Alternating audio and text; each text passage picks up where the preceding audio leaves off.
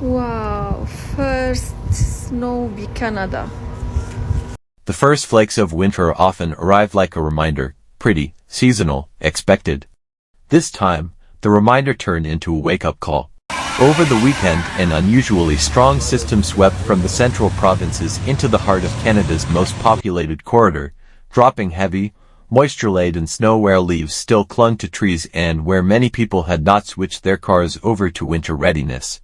The result: miles of slick highways, hundreds of collisions, tens of thousands of customers plunged into darkness, and a cascade of disruptions that rippled through cities and small towns alike.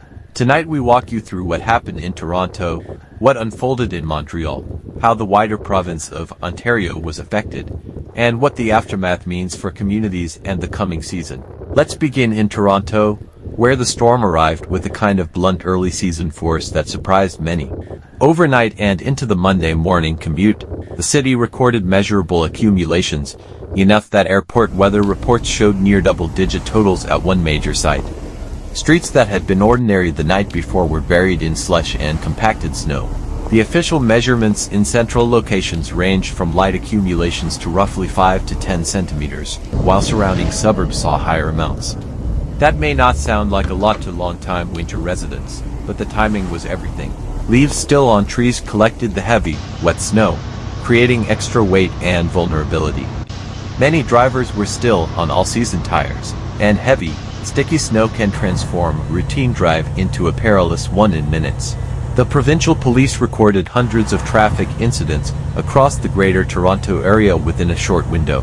Many of them were minor fender benders and single-vehicle slides, but collectively they clogged emergency services and gridlocked stretches of major arteries during a peak commuting hour.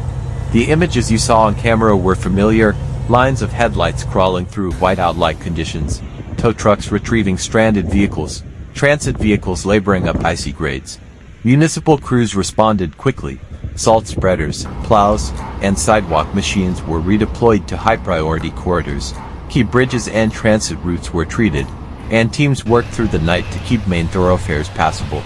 But in neighborhoods where clearance schedules hadn't yet fully shifted into winter mode, side streets and sidewalks remained treacherous. Airport operations felt the pressure too. Ground crews worked continuously to dice planes and keep runways clear as visibility dipped and departure times shifted. Passengers experienced delays. Some flights were canceled or rerouted, and waiting rooms filled with commuters watching departure boards change. For many travelers, the storm turned a regular weekend trip into a logistical headache: late arrivals, missed connections, and unplanned nights in terminals. One of the reasons the situation escalated so quickly was how the heavy snow interacted with the urban environment. Trees that typically shrug off a light dusting of snow suddenly carried additional mass because the leaves were still present. Branches bowed and, in several cases, snapped and fell. That in turn created hazards on roads and sometimes brought down power lines. Power companies reported outages in pockets across the region. While many homes regained electricity within hours, several neighborhoods experienced longer interruptions that stretched into the evening. Officials emphasized that most collisions were avoidable, and urged drivers to adjust habits immediately. The repeated recommendations were simple but vital: slow down, leave extra space between vehicles, clear snow and ice from your entire vehicle, including the roof, and, where possible, postpone non-essential travel until roads are plowed and treated. For those who hadn't yet installed winter tires, the message was blunt: you've missed the easy window. Waiting until sidewalks and driveways are full of snow will only create rushes at tire shops and raise risks on the road. As the storm moved through, weather patterns spawned lake effect bands in nearby areas, intensifying snowfall locally. Places like Barrie and some southeast zones saw concentrated bursts that dumped significantly more than the city center. In those pockets, forecasts predicted accumulations in the range of 15 to 30 centimeters by the following morning. Those are accumulations that quickly overwhelm local arteries, overwhelm small plow fleets, and force closures of rural roads where traction is limited and help is farther away. Now shift the lens to Montreal, where the same system brought a harsh mix of snow, sleet, and freezing rain. The storm hit the city mid-Sunday and deepened through the night, producing heavier totals in many neighborhoods than initially expected. In the most affected sectors, residents woke up to meters of white, while the wet nature of the snow combined with leaves on trees produced severe stress on branches and power lines. The weight of that wet snow was the key factor. Trees that usually stand strong in a flurry found limbs snapping, and when limbs fell onto infrastructure the consequences were immediate. By midday, hundreds of thousands of customers across southern Quebec were without power. That number peaked in the hundreds of thousands, affecting both dense urban blocks and outlying towns. Emergency crews were dispatched en masse to prioritize hospitals, shelters and essential services, while restoration timelines stretched into days for some outlying areas where access was limited and damage significant. Utility crews worked in freezing, windy conditions, often in darkness, to repair downed lines and replace damaged equipment. In many neighborhoods, residents were advised to conserve heat and power where possible, and warming centers were opened for those in urgent need. The human stories mounted quickly. Schools announced closures as snowplows struggled to clear bus routes. Commuters were told to stay home where possible. Social media filled with images and videos of entire streets plunged into darkness, of community members helping each other shovel and share generators, and of local businesses running on backup power or remaining closed. A multi-vehicle collision on a key overpass south of the city involved nearly 24 vehicles and resulted in a flurry of emergency responses. The cold and the complexity of the pileup compounded the strain on first responders. Montreal's public works teams were operating under difficult conditions. The mixed precipitation made plowing and salt application more complicated, while the city's stormwater systems were taxed as melting and freezing cycles produced localized flooding in low-lying areas. Melting snow from heavier bands combined with freezing overnight temperatures produced thin layers of black ice on many secondary roads, catching people off guard. Quebec's officials were vocal and urgent in their advice: stay off the roads if possible, make contingency plans for power loss, and seek help if you are vulnerable or housebound. For individuals relying on electrically powered medical devices, the outages represented a particularly acute risk, and local authorities prioritized them for emergency power and shelter services. Back in Ontario, the fallout felt far beyond any single city. Rural municipalities, already stretched by seasonal work, now faced collapsed temporary structures, broken greenhouse frames, and blocked farm access.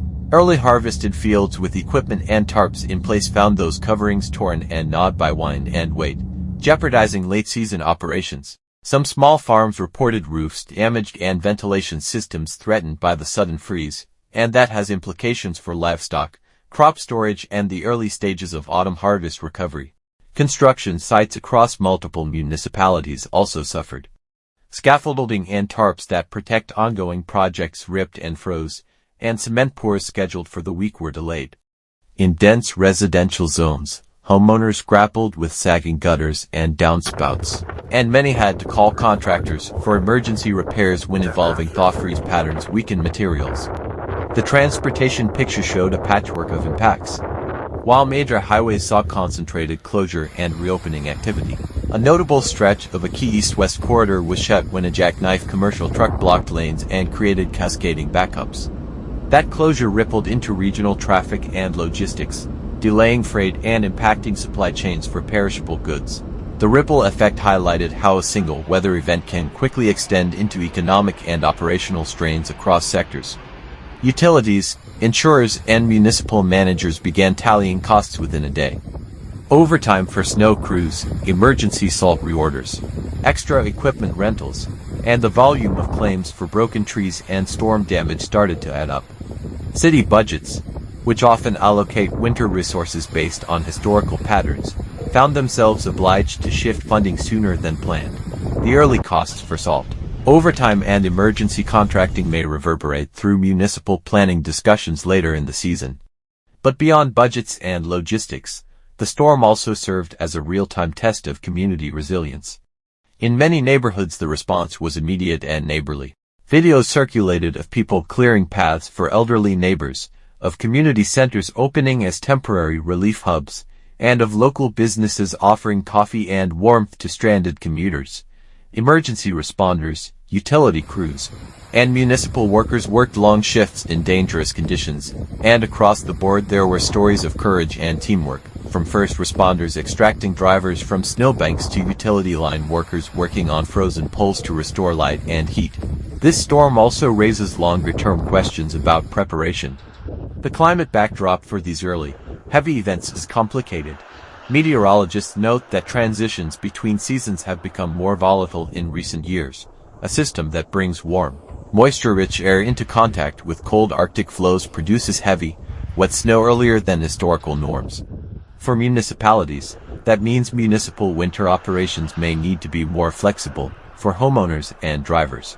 It means reassessing seasonal routines like tire changes, tree trimming, and emergency kit preparedness. Insurance companies were quick to remind drivers and homeowners of common pitfalls. Rear-end collisions, lane change incidents, and single-vehicle slides typically spike during this transitional phase. And insurers urge caution and the installation of winter tires when temperatures frequently drop below the single-digit Celsius threshold. Insurers also noted an uptick in claims for property damage from trees and roof stress following early heavy wet snow. For those making claims, documentation, photos, timestamps, and details is crucial to a smoother process. So what should people do right now? Several clear steps emerge from the storm response that apply to anyone in affected regions. First, if you haven't already, fit your vehicle with winter tires. They make a measurable difference in grip, braking, and lane control. Second, keep an emergency kit in your car, warm clothing, blankets, a flashlight, a charged power bank, non-perishable snacks, a small shovel, and some grit or cat litter for traction. Third, keep your home ready for outages. Maintain a small battery-powered radio, have backup power plans for essential medical equipment, and keep water and non-perishable foods on hand for a few days. Fourth, when heavy snow is forecast and trees still have leaves, consider trimming vulnerable branches well before storms, because prevention is far less costly and dangerous than repair.